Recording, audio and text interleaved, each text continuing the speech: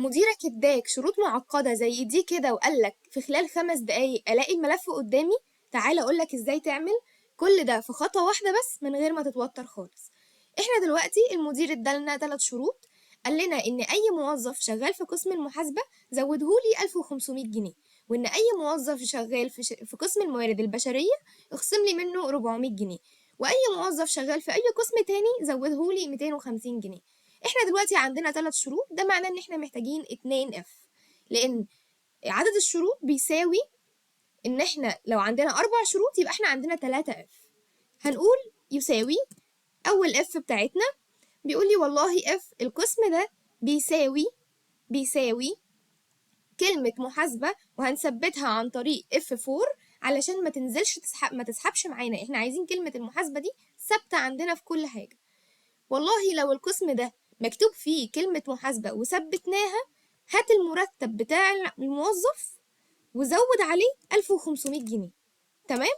دي أول اف. افتح اف جديدة وقول له لو القسم ده بتاع الموظف بيساوي كلمة الموارد البشرية وهنثبتها عن طريق الاف 4 لأن احنا عايزينها ثابتة. والله بيقول لي if الفاليو if true، لو لقيت كلمة موارد بشرية هات المرتب بتاع الموظف اللي هو عبارة عن AA2 واخصم لي منه 400 جنيه. طب هو ولا هو محاسب ولا هو موارد بشرية؟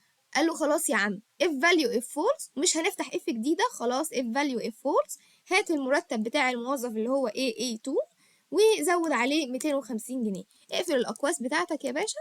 كده هتلاقيه ان انت لو عملت في الفلاش هننزل ونسحب، هنلاقي ان احنا لو احنا في قسم المحاسبة هو فعلا زود لنا 1500 جنيه، ولو احنا في قسم الموارد البشرية هو فعلا خصم مننا 400 جنيه. طيب ولو احنا في قسم العلاقات العامة اللي هو اي قسم تاني غير المحاسبة وغير الموارد البشرية زود لك عليها ال 250 جنيه. تقدر تقدم الشيت لمديرك وتقول له انا خلصت كل حاجة بخطوة واحدة بس.